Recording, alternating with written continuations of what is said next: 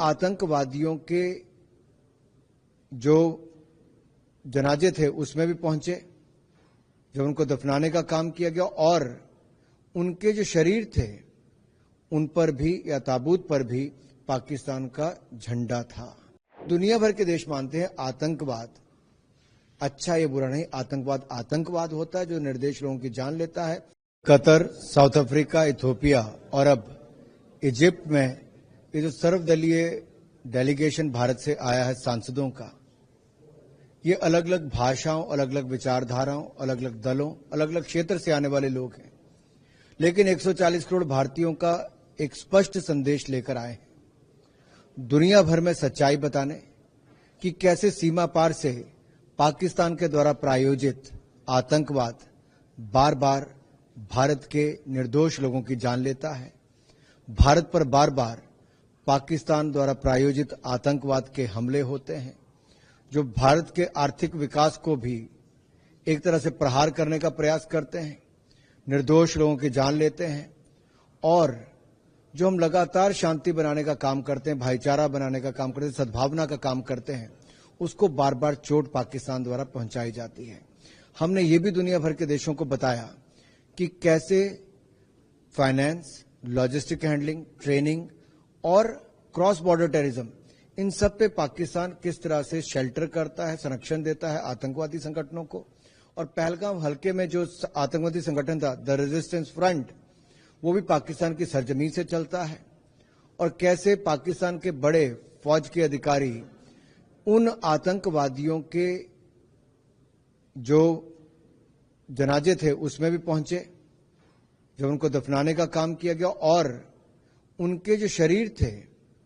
उन पर भी या ताबूत पर भी पाकिस्तान का झंडा था। ये अपने आप में दिखाता है कि मिली भगत है, पाकिस्तान द्वारा प्रायोजित है, और दुनिया भर के देशों में एक संदेश तो स्पष्ट गया है, सबने एक स्वर में आतंकवादी हमले की निंदा की है, भारत के लोगों के प्रति अपनी संवेदनाएं दी है, और अपना विश्वास व्यक्त किया है कि वो भारत के साथ आतंकवाद की लड़ाई में खड़े हैं। क्योंकि दुनिया भर के देश मानते हैं आतंकवाद अच्छा या बुरा नहीं, आतंकवाद आतंकवाद होता है जो निर्दोष लोगों की जान लेता है, और किसी देश द्वारा प्रायोजित अगर आतंकवाद हो तो लड़ाई कितनी मुश्किल होती है। इसलिए एक ग्लोबल कोएलिशन ऑन टेररिज्म जो है कि सबकी एक जैसी सोच हो, टेररिज्म की परिभाषा सुनिश्चित हो, और टेररिज्म के खिलाफ जब भी कोई कार्रवाई करें सब देशों को एकजुट होना चाहिए। ऐसा ना हो कि जैसे यूएनएससी की लिस्ट में 52 पाकिस्तान की सरजमीन से चलने वाली टेररिस्ट ऑर्गेनाइजेशन है,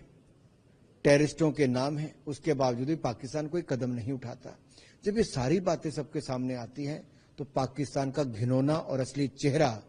जो आतंकवाद को बढ़ावा देता है सबके सामने आता है। अच्छी बात यह है कि हम इजिप्ट के फॉरेन मिनिस्टर से मिले, लीग ऑफ अरब स्टेट्स उनके सेक्रेटरी जनरल से मिले,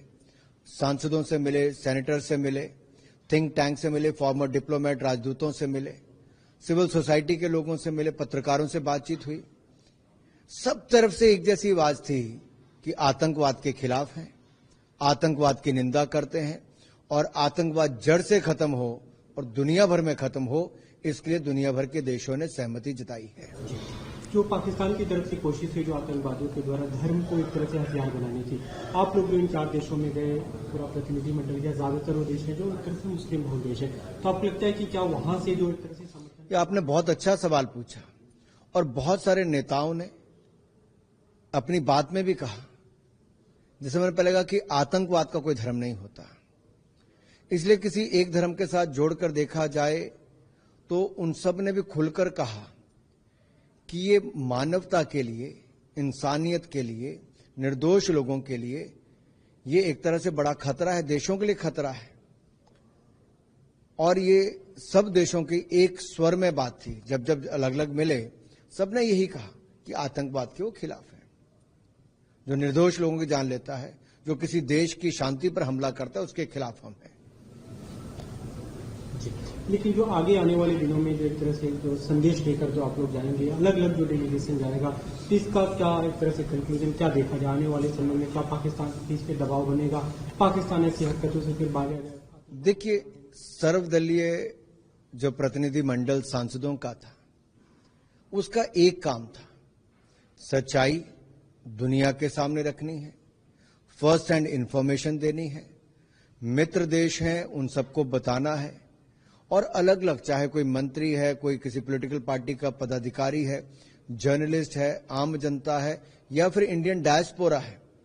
इन सभी को सेंसिटाइज करना है कि सच्चाई क्या है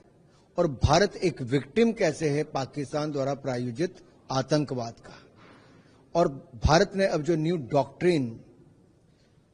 जो तय की है, जो न्यू नॉर्मल है, कि अगर कोई भारत पर वापस हमला आतंकवादी करेगा तो हम कड़ा और स्पष्ट जवाब देंगे और उसी भाषा में देंगे। दूसरा, अगर कोई देश द्वारा प्रायोजित आतंकवाद हो या आतंकवादी संगठन हो, इसमें हम कोई अलग अलग नहीं देखेंगे, एक ही नजरिए से देखेंगे, क्योंकि दोनों की सोच आतंकवाद को बढ़ावा देने की है। तीसरा, जो न्यूक्लियर पावर के पीछे ये आतंकवादी संगठनों को शरण देकर, प्रशिक्षण देकर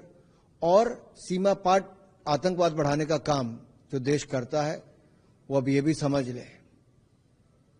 कि परमाणु धमकी चलने वाला काम नहीं है। हमें 140 करोड़ भारतीयों की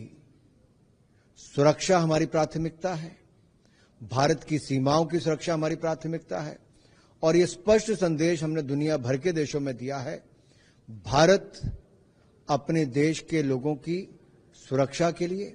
देश की एकता अखंडता के लिए और देश के विकास और शांति के लिए हर वो कदम उठाएगा जो उठाने की जरूरत है।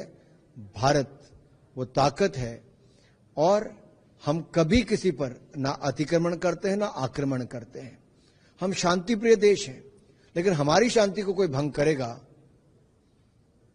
तो हम भी शांत नहीं बैठेंगे।